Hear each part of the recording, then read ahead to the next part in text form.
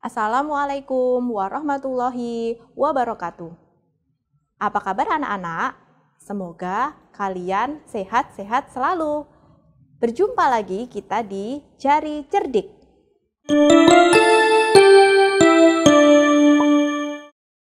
Nah, hari ini kita akan belajar tema 1, subtema 4 tentang hidup rukun di masyarakat.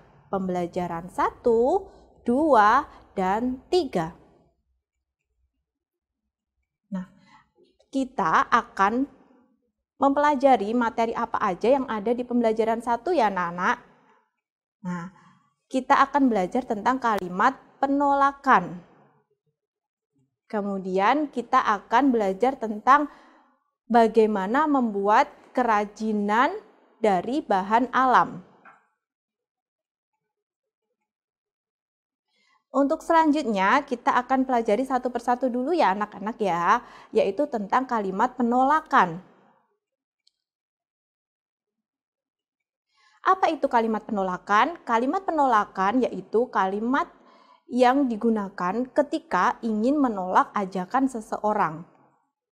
Kalimat penolakan sebaiknya disampaikan dengan bahasa yang sopan agar tidak menyinggung perasaan orang lain.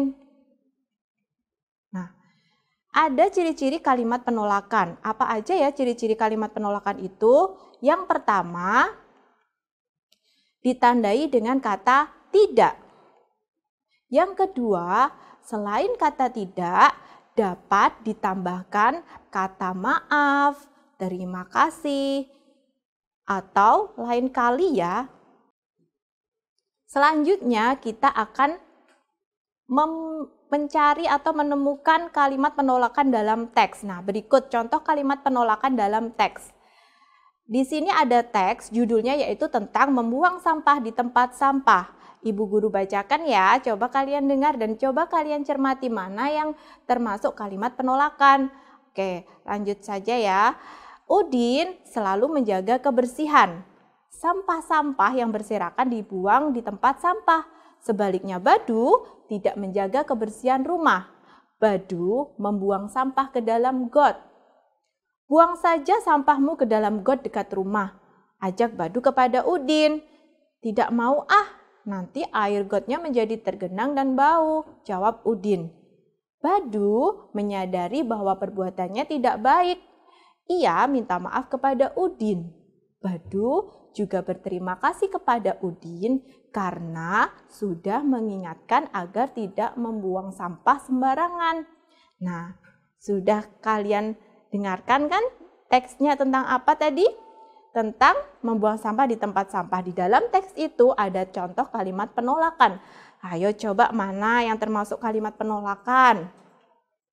Nah, ini ada yang di garis bawah, ini termasuk contoh kalimat penolakan. Tidak mau nanti air got menjadi tergenang dan bau, jawab Udin. Nah, di situ ada kata tidak. Selanjutnya, setelah kita mempelajari kalimat penolakan, kita belajar mengenai materi membuat kerajinan dari bahan alam. Nah, bahan alam itu dapat digunakan untuk membuat hiasan. Contoh bahan alam yang dapat dibuat hiasan itu apa aja sih? Nah, contohnya ada daun, biji-bijian, ranting, pasir, dan juga kerang. Nah, sebelum membuat kolase atau teknik menempel, sebaiknya kita membuat sketsa. Apa itu sketsa? Sketsa adalah gambar rancangan. Jadi sebelum kita membuat gambar kemudian ditempel dengan bahan alam, kita buat sketsa. Selanjutnya, di sini Bu Guru ada contoh prakarya dari bahan alam. Kita lihat yuk, apa aja contohnya? Yang pertama ada, di sini ada gambar apa? Ada gambar kupu-kupu. Kupu-kupu ini contoh prakarya yang menempel dengan apa ya ini bahannya ya? Ya, dari daun kering. Nah, daun itu kan termasuk bahan alam kan anak-anak? kemudian contoh selanjutnya di sini ada gambar burung. Nah, gambar burung di sini juga dihias dengan bahan alam. Apa ya? Coba di situ ada biji apa aja ya? Nah, di situ ada biji jagung, ada biji kacang hijau, dan juga ada biji padi. Nah, berarti burung ini dihias dengan bahan alam biji-bijian. Selanjutnya, ada gambar apa itu? Ya, ada gambar ikan. Siapa yang tahu apa hiasan yang digunakan pada gambar itu? Ini juga termasuk bahan alam loh anak-anak. Apa ya? Nah, ikan di situ dihias dari bahan alam yaitu kerang. Nah, sudah tahu kan kalian contoh prakarya dari bahan alam apa aja? Di situ sudah dijelaskan Bu Guru ya.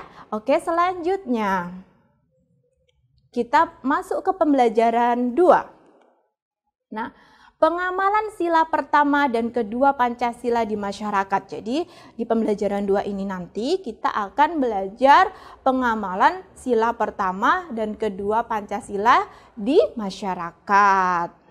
Nah, kita belajar satu persatu dulu ya. Yang pertama, sila pertama. Masih ingat kan sila pertama itu disimbolkan dengan apa? Disimbolkan dengan gambar bintang. Nah, sila pertama Pancasila itu berhubungan dengan perilaku umat kepada Tuhannya. Contoh sikap yang mencerminkan sila pertama di masyarakat itu apa aja ya? Yang pertama, menghormati tetangga yang sedang beribadah. Nah, anak-anak di dalam masyarakat biasanya ada yang berbeda agama. Ibu Guru contohkan, misalkan Udin beragama Islam, Badu beragama Kristen. Ketika Udin sedang sholat, Badu tidak boleh mengganggu Udin. Nah, selanjutnya menjaga kerukunan dengan tetangga walaupun berbeda agama. Nah, seperti Badu dan Udin berbeda agama, mereka harus saling rukun. Dan yang ketiga, ikut menjaga keamanan rumah ibadah yang sedang merayakan hari besar, ya. Oke, selanjutnya yaitu sila kedua. Nah, masih ingat kan disimbolkan dengan apa? Ranting, ya. Nah, di sila kedua Pancasila itu mengandung arti bahwa hakikatnya semua manusia itu sama. Contoh sikap yang mencerminkan sila kedua di masyarakat itu apa aja sih anak-anak? Yang pertama, menyapa tetangga saat bertemu. Yang kedua, memberi bantuan kepada tetangga yang membutuhkan. Nah, jadi kita sesama tetangga harus saling tolong menolong. Ketika tetangga kita mengalami kesusahan, kita harus menolong ya. Ketika tetangga kita membutuhkan bantuan, kita juga harus menolong. Nah, selanjutnya menjenguk tetangga yang sedang sakit, dan selanjutnya yang terakhir mengembangkan sikap tenggang rasa dan juga gotong royong. Oke, anak-anak sudah paham? Selanjutnya kita masuk pembelajaran 3. Di pembelajaran 3 nanti kita akan belajar apa sih? Kita akan belajar tentang penjumlahan, pengurangan, bersusun. Nah, kita bahas satu persatu dulu ya. Yang pertama, penjumlahan, pengurangan dua bilangan. Nah, di sini nanti ada contoh soalnya. Nah, yang pertama soal penjumlahan, di situ ada angka 138 ditambah 52. Nah, ketika menjumlahkan dijumlahkan dari sebelah kanan ya. Nah, 8 ditambah 2 itu sama dengan berapa ya? Siapa tahu?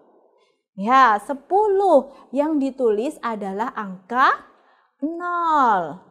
Nah, satunya ditaruh mana Bu Guru? Satunya ditaruh di atasnya angka 3. Jadi 1 ditambah 3 ditambah 5 itu sama dengan 9. Kemudian 1 yang paling ujung kiri, karena di bawahnya tidak ada bilangan yang akan dijumlahkan, maka satunya langsung turun ke bawah, di depannya angka 9. Jadi jumlahnya adalah 190. Oke, selanjutnya soal yang kedua, soal pengurangan. Seperti penjumlahan, kita hitung dari pojok sebelah kanan. 4 dikurangi 9, bisa nggak ya? Nah, karena 4 itu lebih dari 9, jadi 4-nya pinjam di depannya, di angka 7, pinjam 1. Jadi angka 4 di situ berubah menjadi angka 14 ya. 7-nya sisa berapa dipinjam 1? Ya, 7-nya sisa 6. Jadi kita hitung ya, 14 dikurangi 9 berapa ya? Ya, 5. Oke, karena 7 sudah dipinjam 1 di angka 4 jadi 14 tadi, 7-nya di situ jadi angka 6. 6 dikurangi 6 berapa ya? Ya, 0 atau habis. 1 yang paling ujung kiri karena tidak ada angka yang akan dijumlahkan, maka 1-nya turun menjadi angka 1 di sini ya. Jadi 174 dikurangi 69 hasilnya adalah 105. Oke. Selanjutnya hitung campuran. Nah, di sini juga ada contoh soalnya ya. Oke, di situ ada angka 225 dikurangi 115. Berapa ya hasilnya ya? Kita hitung dari ujung sebelah kanan ya. 5 dikurangi 5 berapa ya? Ya, 0 atau habis. 2 dikurangi 1 itu berapa ya? 1.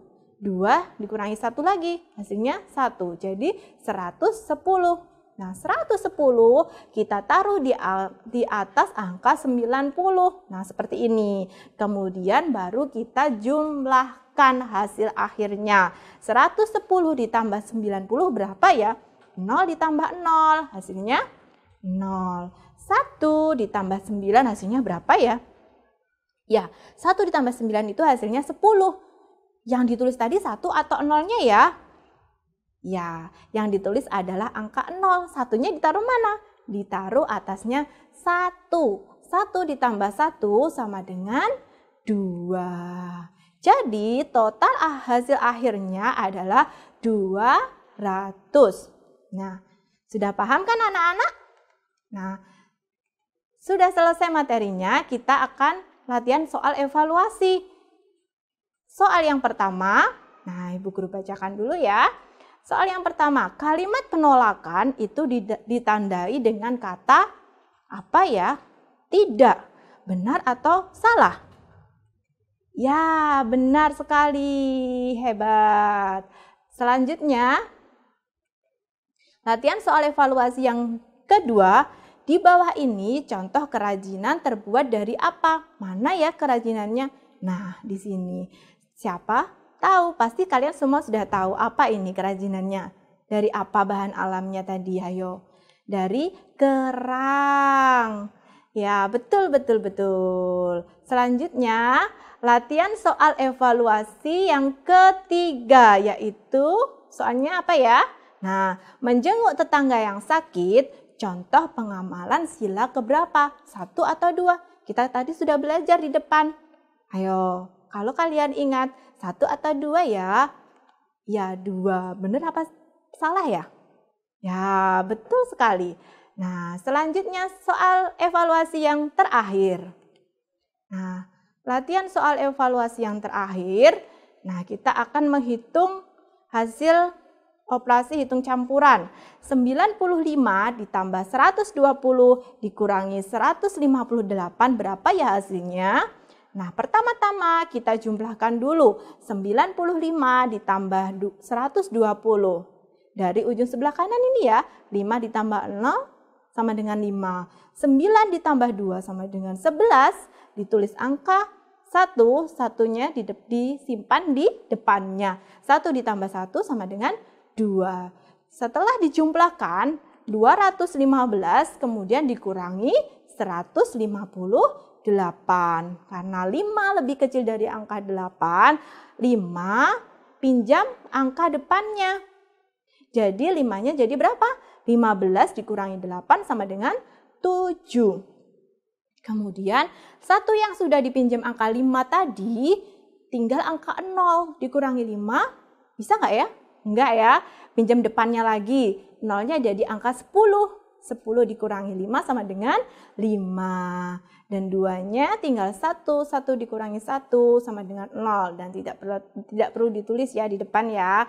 Jadi total hasil akhirnya adalah 57. Nah, hebat sekali. Kalian pasti sudah bisa ya. Nanti banyak-banyak berlatih di rumah. Selanjutnya sudah selesai anak-anak materi kita hari ini. Semoga apa yang Bu Guru sampaikan dapat bermanfaat bagi kalian. Tetap semangat belajar di rumah. Semoga kalian selalu diberi kesehatan ya. Sampai jumpa di lain waktu. Akhiran wassalamualaikum warahmatullahi wabarakatuh.